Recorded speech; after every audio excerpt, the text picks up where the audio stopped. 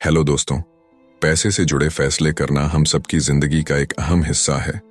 लेकिन क्या आपने कभी सोचा है कि पैसा कमाना और उसे संभालना सिर्फ मैथ्स या फाइनेंस का खेल नहीं है, बल्कि ये हमारी सोच, आदतों और भावनाओं का भी गहरा असर होता है।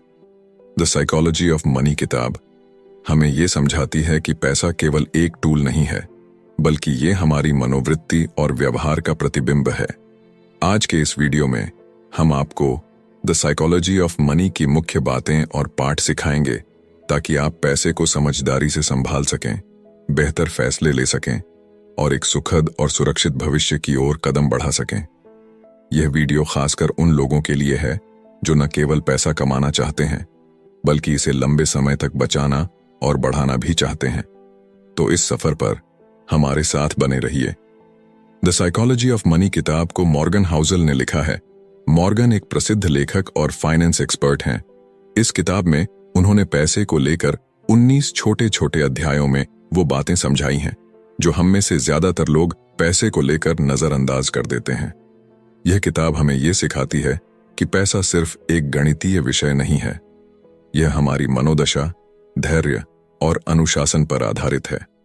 चाहे आप करोड़पति बनना चाहते हो या बस अपने भविष्य के लिए थोड़ा बचाना चाहते हो, इस किताब में दिए गए लेसन्स हर किसी के लिए फायदेमंद हैं। पैसा हमारे जीवन का एक ऐसा हिस्सा है जिससे हमारा हर दिन सामना होता है, लेकिन क्या हमने कभी ये सोचा कि पैसा कमाने के लिए मेहनत करना जितना जरूरी है, उतना ही जरूरी इसे सही तरीके से संभालना है। अक्सर हम लोग पैसे को लेकर गलत धारणाएं बना लेते हैं, जैसे कि ज्यादा पैसा होना मतलब खुशी और संतोष, तेजी से अमीर बनने का कोई शॉर्टकट, निवेश या बचत के लिए बहुत ज्ञान या विशेषज्ञता की जरूरत। मॉर्गन हाउसल कहते हैं कि पैसा कमाना और संभालना दो अलग अलग चीजें हैं और इन्हें समझने के लिए हमें अपनी सोच और आदतों को गहराई से परखना होगा। दोस्तों, हम सभी की जिंदगी में पैसे से जुड़ी अलग अलग कहानियां होती हैं। कुछ लोग पैसा बहुत मेहनत से कमाते हैं, लेकिन गलत निवेश की वजह से सब कुछ खो देते हैं। वहीं कुछ लोग पैसे को सिर्फ शो ऑफ करने का जरिया समझते हैं और अंत में खाली हाथ रह जाते हैं। द साइकोलॉजी ऑफ मनी कहती है कि हमें अपने पैसे से जुड़ी इन भावनाओं और आदतों को समझना होगा। उदाहरण के तौर पर, आप अपनी तनख्वाह का कितना हिस्सा बचाते हैं? क्या आप बिना सोचे समझे खर्च करते हैं? क्या आप कभी फ्यूचर के लिए निवेश करने से डरते हैं? अगर इन सवालों का जवाब ढूंढ लिया तो यकीन मानिए, आप अपनी फाइनेंशियल जिंदगी में एक बड़ा बदलाव देख सकते हैं। अब सवाल यह है कि आपको ये वीडियो क्यों देखना चाहिए? क्योंकि ये सिर्फ एक किताब का समरी नहीं है, बल्कि एक ऐसा गाइड है जो आपको जिंदगी में पैसा कमाने, बचाने और बढ़ाने के स्मार्ट तरीके सिखाएगा।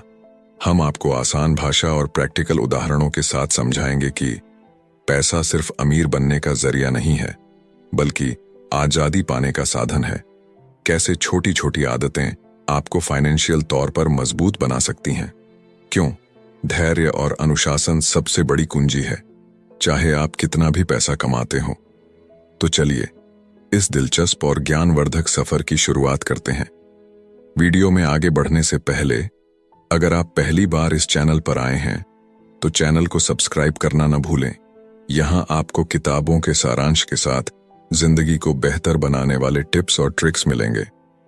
और अगर आपको ये वीडियो अच्छा लगे तो इसे लाइक और अपने दोस्तों के साथ शेयर जरूर करें। चलिए अब शुरुआत करते हैं। दुनिया का greatest show, the greatest show on earth. Author Morgan Housel जब कॉलेज में थे तो पैसे कमाने के लिए वेलेट की जॉब किया करते थे। जहां वो जॉब करते थे वो लॉस एंजल्स का एक आलीशान और महंगा होटल था। एक बार वहां एक गेस्ट आया जो अक्सर उस होटल में आया करता था। वो लड़का एक टेक्नोलॉजी एग्जीक्यूटिव था और काफी तेज दिमाग वाला था। सिर्फ 20 साल की उम्र में ही उसने वाईफाई राउटर के लिए एक ही कंपोनेंट डिजाइन करके उसे पेटेंट करवा लिया था। उस यंग मिलियनेयर ने कई सारी टेक कंपनी स्टार्ट की और बाद में उन्हें बेच दिया। वह काफी सक्सेसफुल था, लेकिन पैसे के मामले में वह थोड़ा अनलकी था। वह लड़का जहां भी जाता अपने साथ नोटों की गड्डी रखता था और जो भी उसके साथ बात करता उसे वो ये पैसे दिखाता था। वो शराब पीकर बड़ी बड़ी डींगे मारता था। एक दिन उस आदमी ने गाड़ी पार्क करने वाले गार्ड को बुलाया और उसे कुछ नोट देकर पास वाली दुकान में जाने का ऑर्डर दिया।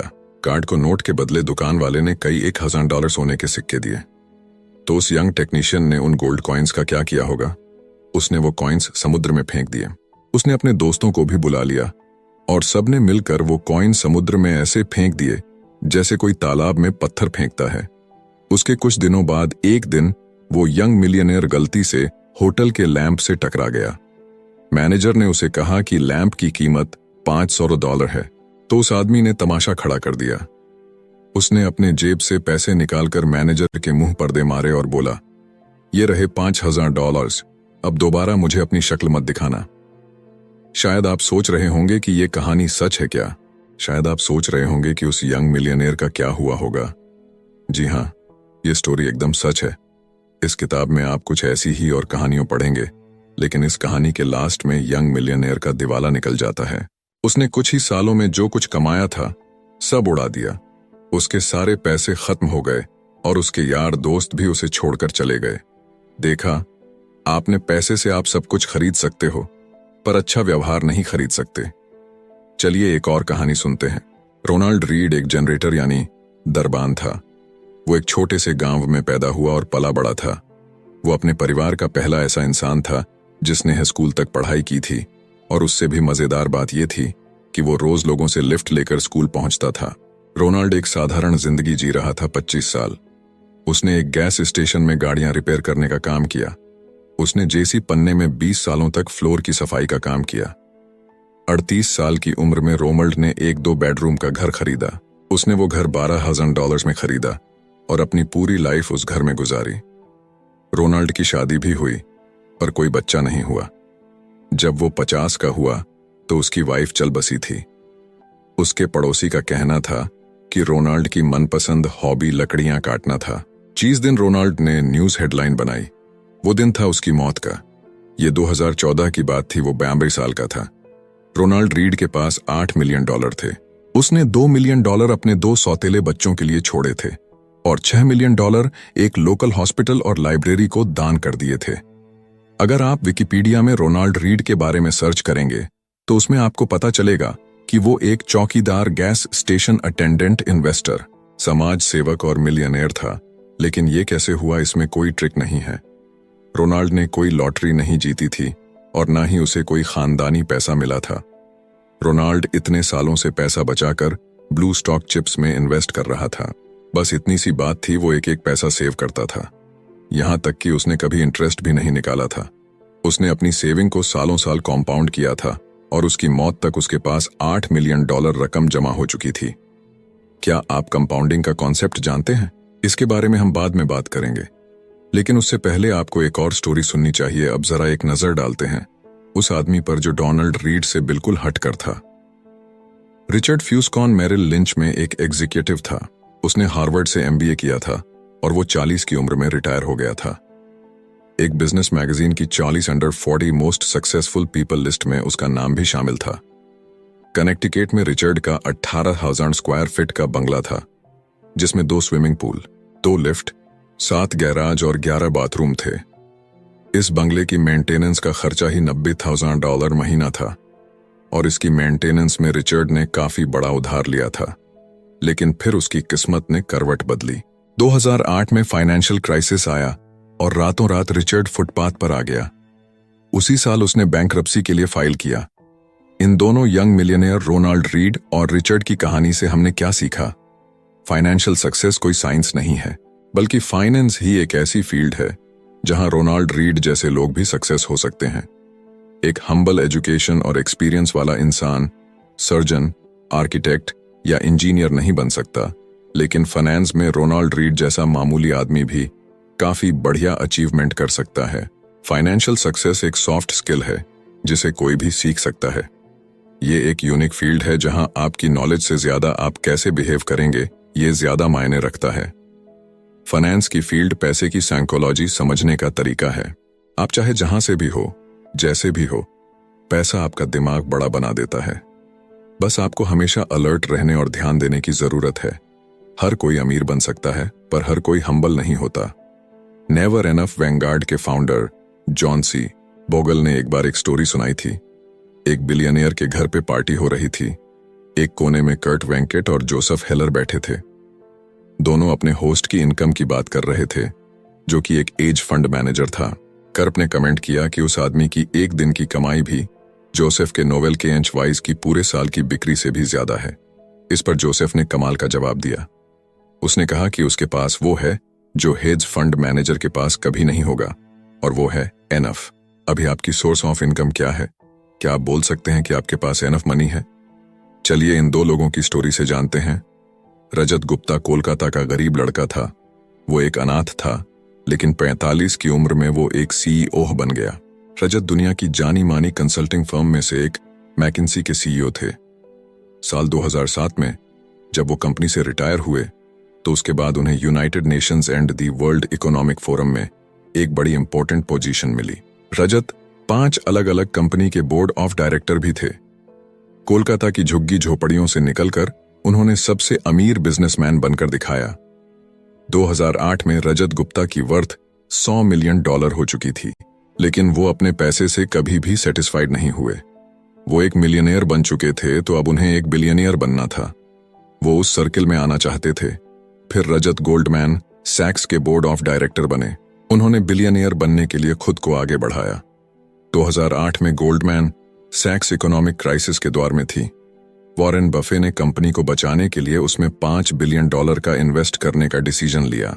एक बोर्ड मेंबर होने के नाते रजत गुप्ता को यह बात पब्लिक से पहले पता चल गई थी। वॉरेन की फंडिंग से बेशक कंपनी के स्टॉक ऊपर जाने के चांस थे। बोर्ड मीटिंग कॉल के 16 सेकंड बाद रजत ने एक हिच फंड मैनेजर राज राजारत्नम को कॉल किया। ये कॉल कभी रिकॉर्ड नहीं हुई थी, पर राज ने तुरंत ही गोल्डमैन के 1,75,000 शेयर खरीद लिया।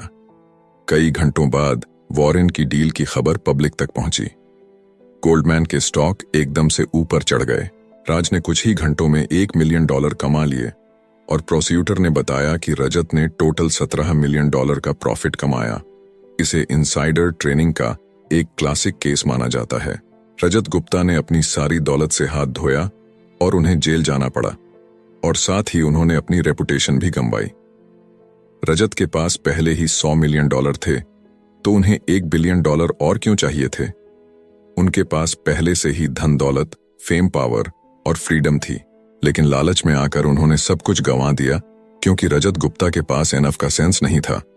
हम इस स्टोरी से 3 चीजें सीख सकते हैं। लेसन 1, सबसे मुश्किल फाइनेंशियल स्किल है और ज्यादा दौलत जमा करने से खुद को रोकना। ज्यादा पावर, ज्यादा फेम और ज्यादा पैसे का लालच सेटिस्फैक्शन से ज्यादा एम्बिशन को बढ़ावा देता है। इस पॉइंट पर आकर जब आप आगे नहीं बढ़ते तो आपको लगता है जैसे आप पीछे जा रहे हो, और फिर आगे बढ़ने के लिए आप बड़े से बड़ा रिस्क लेते हो। मॉडर्न कैपिटलिज्म 2 चीजों में बहुत अच्छा है। दौलत के साथ साथ आप लालची भी होते जाते हो। इंसान अपनी हद भूल जाता है, उसे समझ नहीं आता कि कहां पर रुकना है। लेसन नंबर 2, सोशल कंपेरिजन यानी दूसरों से तुलना एक प्रॉब्लम बन जाती है। मान लो एक फुटबॉल प्लेयर साल के 5,000 कमाता है, उसके पास पहले से ही काफी पैसा है, पर हम अगर उसकी तुलना माइक ड्रॉट से करें तो जिसका $430 मिलियन साल के हिसाब से 12 साल का कॉन्ट्रैक्ट है, तो हमें यह हॉकी प्लेयर उसके सामने एकदम गरीब लगेगा। अब मान लो हेज फंड मैनेजर जो $36 मिलियन कमाता है, पर 2018 में top 10 highest paid hedge fund managers कम से कम $340 मिलियन साल के कमाते थे, तो हमें ये $36 मिलियन उसके मुकाबले काफी कम लगेंगे। लेकिन अगर टॉप 10 हिच फंड मैनेजर्स जो साल के $340 मिलियन कमा रहे हैं, वो अपनी तुलना अगर टॉप 5 से करे तो top 5 hedge fund managers $770 million कमाते हैं, और अगर टॉप 5 खुद की तुलना वॉरेन बफेट से करे तो जो कि 2018 में उनसे $3.5 बिलियन ज्यादा अमीर है। और अगर वॉरेन बफे जेफ बेजोस के लेवल पर आना चाहे तो जिसकी नेट वर्थ 2018 में $24 बिलियन थी, तो देखा आपने सोशल कंपेरिजन की दीवार बहुत ऊंची है।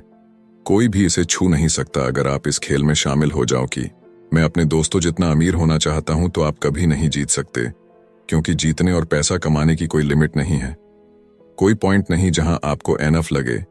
आप सेटिस्फाइड फील करो। जीतने का एक ही तरीका है कि लड़ो ही मत। मान लो कि आपके पास काफी है, चाहे आपके आसपास के लोग और की चाहत में पागल हुए जा रहे हों। लॉस वेगस के एक डीलर ने एक बार कहा था, कसीनो में जीतने का एक ही तरीका है, घुसते ही बाहर निकल जाओ।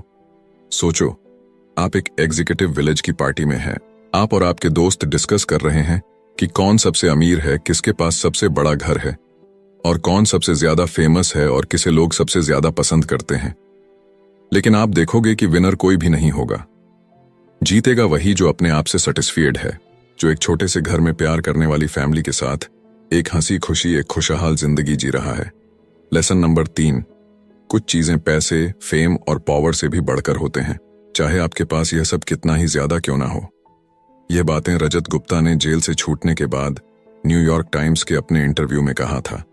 उनसे जब पूछा गया कि उन्होंने इस घटना से क्या सीखा, तो वह बोले, किसी भी चीज से ज्यादा अटैचमेंट मत रखो, चाहे वो आपकी रेपुटेशन हो या आपकी अचीवमेंट हो, ये चीजें कोई मैटर नहीं करती। इस हादसे ने मेरी पूरी रेपुटेशन बर्बाद करके रख दी है, लेकिन मैंने अब सीख लिया है कि मुझे इससे भी ज्यादा अटैचमेंट नहीं रखनी है। रजत गुप्ता खुद को बचाना चाहते थे, वो अपने की सफाई दे रहे थे। वो खुद को ही तसल्ली दे रहे थे कि उनकी रेपुटेशन उनके लिए अब और मायने नहीं रखती, लेकिन उनका कहना गलत था। रेपुटेशन बेशकीमती है, फ्रीडम बेशकीमती है, परिवार और दोस्त भी बेशकीमती है, लोगों को प्यार करना और बदले में उनका प्यार पाना भी बेशकीमती है, खुशियां बेशकीमती हैं, लेकिन यह सब पाने का एक ही तरीका है कि आप अपनी हद समझें। आपको याद रहे कि कब रिस्क लेने हैं और कब एनफ का मतलब एनफ है। कन्फाउंडिंग कंपाउंडिंग एक फील्ड से सीखी हुई बातें हमें दूसरे फील्ड में काम आती है। क्या आपको पता है बहुत पहले आइस एज क्यों आया था? ये कुछ उसी तरह है जैसे इन्वेस्टमेंट में कंपाउंडिंग आपके पैसे पर ग्रो करती है। 19वीं सेंचुरी में जाकर साइंटिस्ट इस बात पर एग्री हुए थे कि धरती में कभी आइस एज आया था।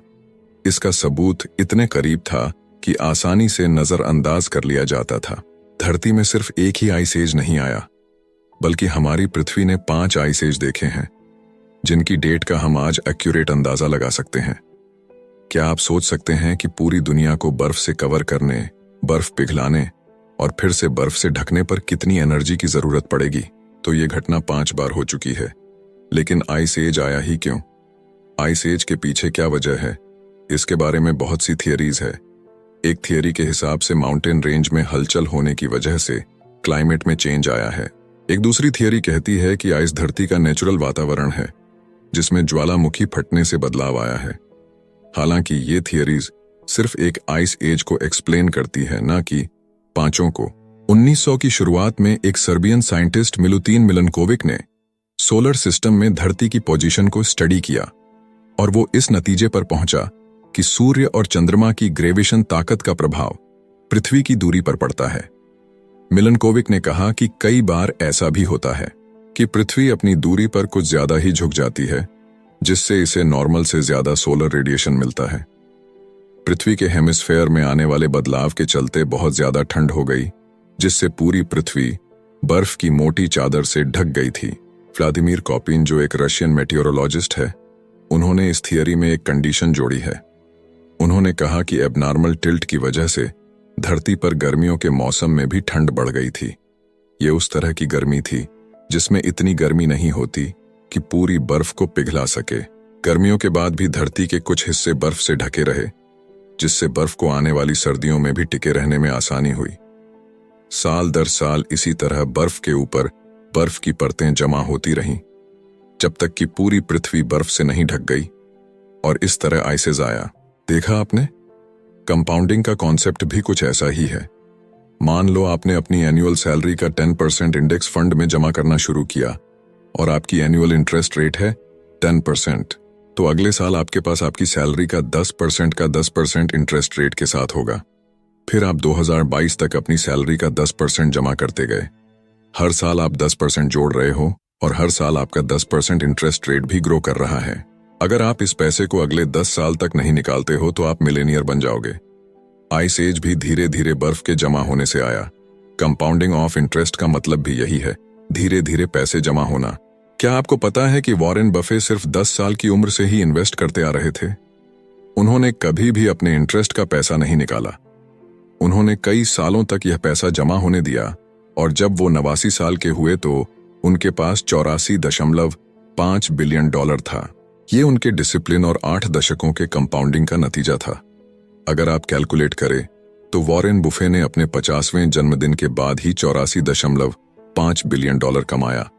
ये सब कंपाउंडिंग के पावर का कमाल है। इस इक्वेशन के बारे में सोचो, 8 + 8 + 8 + 8 + 8 + 8 + 8 + 8 + 8 72। ये जोड़ है, लेकिन जब आप 8 को 8 से ही 9 बार मल्टीप्लाई करेंगे तो क्या होगा? 8 गुणा 8 गुणा 8 गुणा 8 गुणा 8 गुणा 8 गुणा 8 गुणा 8 गुणा 8 ही 8 ही 3 4 2 1 7 7 2 8। देखा आप में कितना फर्क है। वॉरेन जब 20 या 30 के थे तो वो अपना पैसा यूं ही नहीं खर्च करते थे, और उन्होंने 60 या 70 का होने तक इन्वेस्टिंग नहीं छोड़ी। वो लगातार इन्वेस्ट करते गए। उन्होंने 25 सालों तक पैसे जमा किए। वॉरेन की दौलत पर कई सारी किताबें भी लिखी गई हैं। फिर से बता दें, उनके पास 84.5 बिलियन डॉलर है। उन्होंने 10 साल की उम्र से इन्वेस्ट करना शुरू किया था और 79 का होने तक करते रहे। अगर कंपाउंडिंग पर सच में कोई किताब लिखी जाए तो उसका नाम होना चाहिए शट अप एंड वेट। अमीर होने और अमीर रहने के बीच का फर्क, getting wealthy versus staying wealthy. अमीर बनने के कई तरीके हो सकते हैं, लेकिन अमीर बने रहने का सिर्फ एक ही तरीका है। चलिए तो ये बात हम इन दो इन्वेस्टर्स की कहानी से सीखते हैं। जेसी लिवरमोर अपने टाइम का बेस्ट स्टॉक ट्रेडर्स में से एक था। वो 1877 में पैदा हुआ था, जब दुनिया को पता भी नहीं था कि ट्रेडर कोई भी बन सकता है। उससे पहले ही उसने खुद को एक ट्रेडर के तौर पर एस्टेब्लिश कर लिया था। 30 साल की उम्र में ही जेसी ने $100 मिलियन कमा लिए थे। 1929 में स्टॉक मार्केट क्रैश हो गई, जिसकी वजह से ग्रेट डिप्रेशन आया। उन दिनों चारों तरफ बस यही न्यूज छाई हुई थी। वॉल स्ट्रीट के ना जाने कितने ही स्टॉक ट्रेडर्स ने सुसाइड कर लिया था। 29 अक्टूबर 1929 के दिन जेसी का परिवार घर पर उसका इंतजार कर रहा था। उसकी वाइफ और 2 बच्चे दरवाजे पर खड़े होकर उसके आने की राह देख रहे हैं, और उसकी मदर इन लॉ बेडरूम के अंदर बैठकर रो रही थी। जैसे ही घर पहुंचा वो शॉक में था, पर इसलिए नहीं कि उसका दिवालिया निकल चुका था। उसने अपनी वाइफ को पूरी बात बताई। हुआ यूं था कि जेसी ने शर्त लगाई थी कि स्टॉक मार्केट नीचे आएगा, और उसका अंदाजा एकदम सही निकला और वो करोड़पति बन गया। उस दिन अक्टूबर 29 को उसने $3 बिलियन पैसे कमाए थे। जब हर कोई ये शर्त लगा रहा था कि स्टॉक के रेट ऊपर जाएंगे, तो उस वक्त जेसीए ने भविष्यवाणी कर दी थी कि स्टॉक मार्केट नीचे गिरेगा। बस फिर क्या था, वो शर्त जीत गया और रातों रात बिलियनियर बन गया। पर अब्राहम जो मानस्की के साथ कुछ अलग किस्सा हुआ। अब्राहम एक अमीर रियल एस्टेट डेवलपर था। 1920 के दौरान वो मिलियनियर बन चुका था। बाकी ट्रेडर्स की तरह अब्राहम ने भी काफी बड़ी शर्त लगाई थी कि स्टॉक मार्केट ऊपर चढ़ता रहेगा। स्टॉक मार्केट क्रैश के कुछ दिनों बाद ही अब्राहम गायब हो गया। दरअसल उसने सुसाइड कर लिया था। अब फिर से जेसीए लिवरमोर पर आते हैं और उसकी स्टोरी पूरी करते हैं। 1979 के क्रैश के बाद जेसी ओवर कॉन्फिडेंट हो गया। वो एक के बाद एक बड़ी बड़ी शर्तें लगाता चला गया और जीतता गया। जेसीए को लगा कि वो यूं ही हमेशा जीतता रहेगा, लेकिन 1933 में उसने स्टॉक मार्केट में अपना सारा पैसा गंवा दिया। जेसी भी कुछ दिनों बाद गायब हो गया और उसने खुद की जान ले ली। जो चीज अब्राहम के साथ हुई थी वही 4 साल बाद उसके साथ भी हुई। अब्राहम की तरह वो भी सुसाइड करने पर मजबूर हो गया था। तो देखा आपने, दोनों आदमी अमीर तो बन गए थे, पर अपनी अमीरी बरकरार नहीं रख सके। पैसा कमाना एक बात है, पर उसे बनाए रखना अलग चीज है। पैसे कमाने के लिए आपको बाहर निकलना पड़ेगा, रिस्क लेने पड़ेंगे, आपको ऑप्टिमिस्टिक बनना होगा, लेकिन पैसे को बनाए रखने के लिए आपको हम्बल होना पड़ेगा। आपको ये बात याद रखनी होगी कि किसी भी वक्त, किसी भी सेकंड आपकी सारी दौलत छीन सकती है, क्योंकि जिंदगी ऐसी ही है। यहाँ कब क्या होगा कोई नहीं जानता। कभी आप एकदम टॉप पे आओगे तो कभी एकदम बॉटम पर। पैसे को बनाए रखने के लिए आपको सोच समझकर पैसे का इस्तेमाल करना सीखना होगा। और ये भी एक फीनक्ट है कि पैसा मेहनत से कमाया जाता है, पर इसे कमाने में किस्मत का भी बड़ा हाथ होता है। जिंदगी में हमेशा याद रखो, कि सक्सेस हमेशा रहने वाली चीज नहीं है। लाइफ में हार भी मिलेंगे और नाकामयाब भी।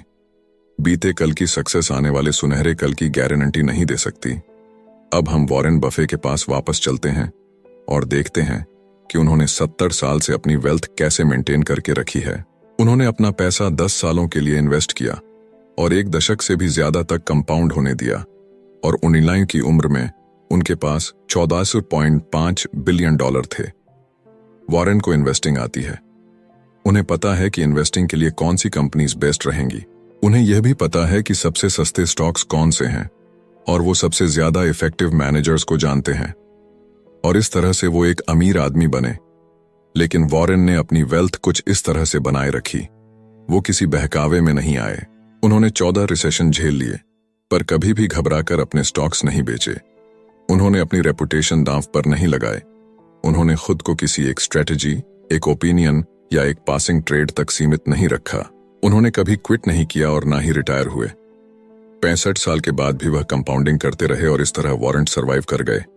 कंक्लूजन, आपने इस किताब में उस यंग टेक जीनियस की कहानी पढ़ी जिसने $1000 गोल्ड कॉइन्स समुद्र में फेंक दिए थे। आपने इस किताब में रोनाल्ड रीड की कहानी भी पढ़ी जिसने एक मामूली सा चौकीदार होने के बावजूद $8 मिलियन दान कर दिए थे। आपने हार्वर्ड MBA ग्रेजुएट और रियल एस्टेट इन्वेस्टर रिचर्ड फस्कॉन के बारे में भी पढ़ा जिसने 2008 के क्राइसिस में सब कुछ गंवा दिया था। और आपने इस किताब में रजत गुप्ता की कहानी भी पढ़ी जिसके पास $100 मिलियन होने के बावजूद उसे $1 बिलियन और चाहिए थे। इस बुक में आपने JC लिवरमोर और अब्राहम जर्मन्स्की की कहानी भी सुनी। इनमें से दिन के $3 बिलियन कमाता था जबकि दूसरा अपना सारा पैसा गंवा बैठा था। बाद में दोनों लोगों ने सुसाइड कर लिया था। आखिर में आपने इस बुक में वॉरेन बफेट के बारे में पढ़ा तो इन सारे लोगों में से आप किसके जैसा बनना चाहोगे? याद रखो कि जिंदगी में रेपुटेशन, फ्रीडम, फैमिली, प्यार और आर्शी ही सबसे कीमती चीज है जो पैसे, पावर और फेम से कहीं बढ़कर है। याद रखो ये दुनिया गोल है और हार और जीत जिंदगी का एक हिस्सा है। कभी हमारे पास सब कुछ होता है और कभी कुछ भी नहीं। अमीर बनने के कई सारे तरीके हैं पर अपनी अमीरी बरकरार रखने का सिर्फ एक तरीका है। इसीलिए हम्बल बनो, पैसे की वैल्यू समझो और जो आपके पास है उसमें खुश रहना सीखो। इस किताब में हमने पैसे से जुड़ी मनोविज्ञान और आदतों को समझने की कोशिश की। द साइकोलॉजी ऑफ मनी हमें यह सिखाती है कि पैसा केवल गणित नहीं बल्कि हमारी सोच, व्यवहार और निर्णय लेने की प्रक्रिया का परिणाम है। समझदारी से पैसा खर्च करना, भविष्य के लिए बचत करना और धैर्य रखना सबसे अहम है। अगर आप इन सिद्धांतों को अपने जीवन में अपनाएंगे तो आप न केवल वित्तीय रूप से सफल होंगे बल्कि मानसिक शांति भी महसूस करेंगे। वीडियो को देखने के लिए धन्यवाद।